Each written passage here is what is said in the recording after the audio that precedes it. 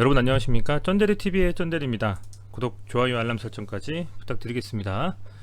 어제 영상을 제가 처음에 올렸다가 댓글에서 구독자분 중에 한 분께서 영상 잘못 올렸다고 이렇게 말씀해 주셔가지고 보니까 전전일의 영상, 그저께 영상을 좀 올렸더라고요. 그래서 바로 좀 수정해서 늦은 시간에 올렸습니다. 그랬음에도 불구하고 시청을 많이 해주셔가지고 감사드리고요.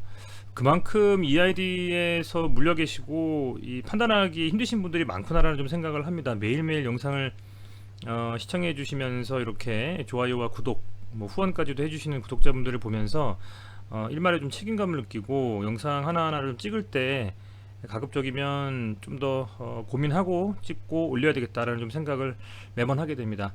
네, 우선은 뭐 말씀을 안 드릴 수가 없죠. 최근에 워낙에 시장이 좋지 않은 흐름을 계속적으로 좀 이어갔기 때문에 그런 부분들에 있어서 여전히 많은 이슈들을 여러분들께서도 계속 살펴보시면서 이 투자에 임하셔야 된다는 좀 생각을 해봅니다.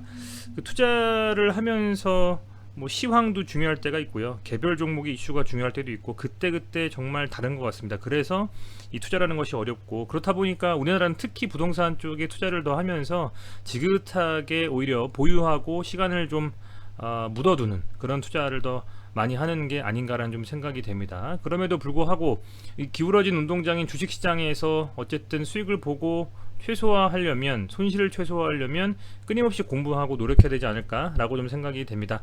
네, 어쨌든요, 말씀이 좀 말씀드린 게 좀 길었고, 보면 오늘의 시장은 그래도 뭐 무난하게 저는 흐름을 이어갔다라고 좀 생각을 합니다. 물론 그 무난하다는 것이 뭐 아주 큰 뭐 상승을 했다거나 그런 것은 아닙니다. 다만 업종별로 좀 차별화된 장세가 진행이 좀 됐다라고 좀 생각을 할 것 같습니다. 생각을 하게 됩니다.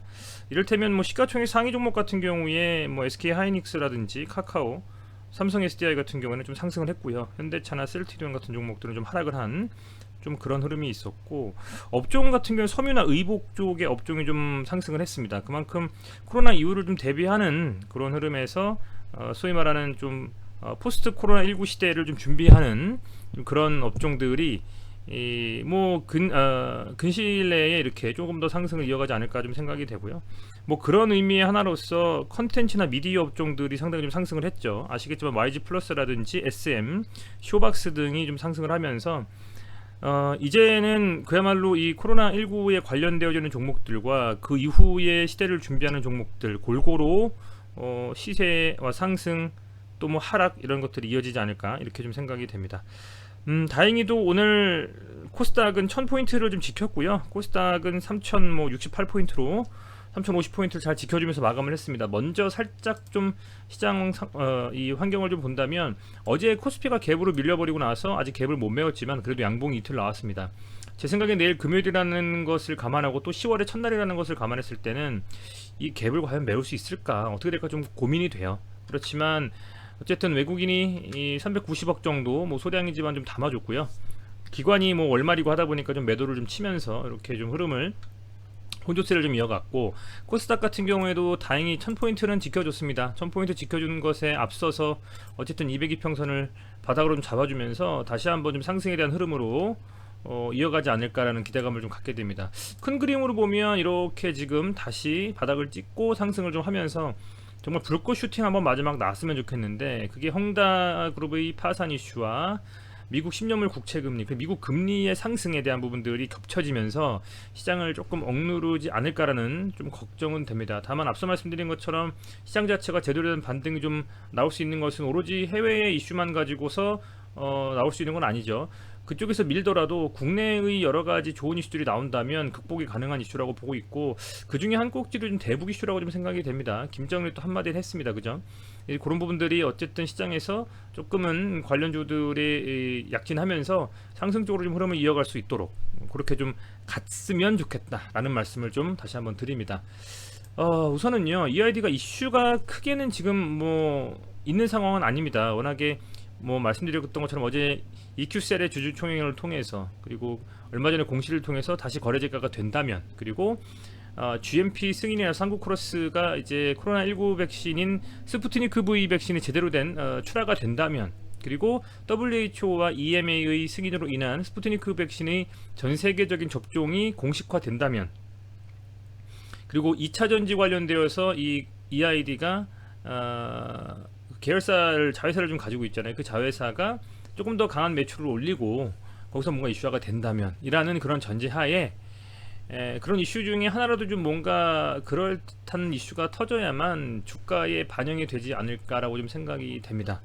그게 있기 전에는 현재는 수급을 보더라도 잠잠하게 이렇게 들어와서 이탈을 하지 않고 그대로 좀 보유하고 넘어가주는 느낌이 있고요. 하지만 10월은 조금 다르죠. 일정을 다시 한번 살펴보면 유상증자의 이슈가 시간 외에서 나온 이후에 한 번의 기재정정을 통해서 유상증자에 대한 일정을 뒤로 미뤘습니다. 그 뒤로 미룬 일정이 이제 10월 달입니다. 10월 달 다시 한번 가서 본다면 유상증자에 대한 일정은 원래 같으면 상장 예정일이 14일이었고요. 청약 예정일이 27일, 28일이었습니다. 그런데 그게 변경되면서 공모 시작일이 18일, 10월 셋째 주 월요일입니다. 그리고 일반 공모 종료가 이틀간 이제 18일, 19일 이루어지고요. 납입일이 20일에 되면 11월 3일에는 신규 상장이 좀 일어나죠. 결국에는 이 10월 달에 상당히 많은 이슈들이 집중되어 있다라고 보셔도 무방할 것 같습니다. 유상증자에 대한 상장이라든지 혹여 있을지 모를 EQ셀에 대한 어떤 이슈, 그리고 GMP 승인과 더불어서 코로나19 백신의 WHO와 EMA 승인, 그것은 살짝 지금 특히 이 스푸트니크 V 백신에 대한 승인은 기대감이 좀 줄어든 부분은 분명히 있는 것 같아요. 미국에서 또 이렇게 정치적인 이슈인 것으로 저는 개인적으로 생각을 합니다만은 스푸트니크 V 백신에 대한 승인을 조금은 기피하는 것 같다는 느낌을 받습니다. 그죠? 그렇다 보니까 그 이외의 승인들로서 우리가 기다려야 될 부분이다라고 말씀을 좀 드릴 수 있을 것 같고요. 사실 주가의 현재 상황은 빠질 만큼 빠진 자리고요. 더 이상의 많은 하락이 이루어지지는 않을 거라고 좀 생각이 되고, 정말 많이 빠져도 저는 계속 말씀드리면 302평선이라고 보고 있어요. 갑자기 확 눌러버리고 아래꼬리 단 이런 음봉의 흐름이라든지 매집봉이라든지 어떤 그런 흐름이 나온다면 오히려 그때는 하방에서 확실하게 경직성이 나와주면서 상승 추세로 돌려세울 수가 있는데, 지금은 이렇게 계속 그냥 보합으로 조정 국면에서 이어지고 있습니다. 가급적이면 근시일 내에 한 주, 두 주 안에 22평선을 돌파하는 거래량 실린 양봉이 나와주면서 제대로 된 상승 초입의 어떤 흐름이 나와주지 않는다면 상당히 좀 흐름 자체가 힘들어질 수 있겠다. 앞서 말씀드린 그런 내용은 이런 것 같은 거죠. 이렇게 보시면 이 캔들이 나왔을 때의 거래량이 좀 실렸고요. 그리고 이 캔들로 22평선을 뚫었을 때의 거래량이 실렸고요. 이게 22평선입니다, 여러분들. 그죠? 그 이후에는 이렇게 또 22평선 거래량이 실리면서 뚫었을 때에 어쨌든 추가적인 상승을 가져갔고요. 이런 부분들이 나와야만 된다라는 겁니다. 그죠? 이게 뭐 그때그때마다 워낙에 이슈가 있었기 때문에 어떻게 될지는 아무도 모르고, 다시 한번 보면 여기서도 이 21선을 여기 도지에서 갭으로 밀어서 뚫어버렸어요. 그렇다 보니 급등을 했던 겁니다. 자, 그러면 공통적인 게 있죠. 첫 번째 뭐냐, 302평선 인근에서 제대로 된 반등이 나와주면서 상승을 이끌어 갔다라는 점 하나 하고, 그죠? 그리고 아울러서 이 상승에 있어서는 22평선을 거래량 실리면서 돌파하는 시점, 이게 반드시 나와야만 추가적인 상승을 좀 보면서 우리가 볼 수가 있는데, 보면 지금 거래량 실리거나 21선 돌파하는 양봉이 나왔거나 한 적이 없습니다. 언제 이후로? 이 한 6월달 이후로 없어요. 그렇다 보니까 지금 굉장히 사실은 답답한 흐름을 가져가고 계실 텐데, 그런 어떤 시그널이 나온다면 그때는 확실한 좀 상승에 대한 신호라고 미루어 짐작하셔도 될 것 같고요. 만약에 그렇지 못하다면 최소한의 하방으로 잡아야 될 라인은 계속 말씀드리면 302평선을 깨면 안 됩니다. 그걸 좀 유념하시면서 투자하신다면 훨씬 더 판단하시는 데 도움이 되실 거라고 좀 생각이 되고요. 현재 이제 금액으로 보면 외국인은 사고팔고 하고 있습니다. 수급에 대한 것으로 언급하는 것은 저는 하진 않겠고요. 다만 흐름 자체는 조금씩 이 기관의 좀 수급이 이 금투에서 좀 들어오고 있는 게 그나마 좀 긍정적일 수 있을 것 같다. 이 금액은 얼마 안 되지만요, 그죠? 금액은 이렇게 보면 순매수 금액은 뭐 1,300만원, 1,300만원, 400, 1,200, 200, 300, 700, 1,000, 1,200, 300, 200입니다. 그만큼 금액이 크진 않아요. 하지만 뭐 수량으로 봤을 때는 동전 주긴 하지만 이렇게 좀 수급이 들어오고 있다라는 점, 그 점은 한 번쯤 체크해 보실 필요는 있을 것 같습니다. 네, 어쨌든 이렇게 지금 생각을 말씀을 드리고요. 특별하게 좀 긍정적인 이슈가 나온다라고나 하면 댓글을 좀 달아주시면 저도 확인해서 영상에 반영하도록 하겠습니다. 아직까지는 제가 현재 시각으로 확인한 부분은 없기 때문에 이것으로 가름하고 오늘 영상은 마감하도록 하겠습니다. 영상을 마무리하도록 하겠습니다.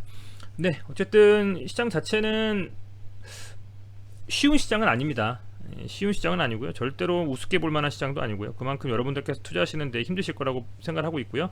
다만 힘든 시절이 있는 만큼 또 긍정적인 시절도 오고 하는 거 아니겠습니까? 어쨌든 투자하시면서 힘드실 텐데 어쨌든 뭐 제 영상을 시청해 주시면서 또 댓글도 달아주시고 저와 소통하시면서 이렇게 EID에 있어서는 이겨내신다면 조금 더 긍정적인 흐름에 대한 부분들을 가지고 이 EID라는 종목에서 좋은 흐름으로 나와서 손익 실현을 할 수 있지 않을까라고 좀 생각을 합니다.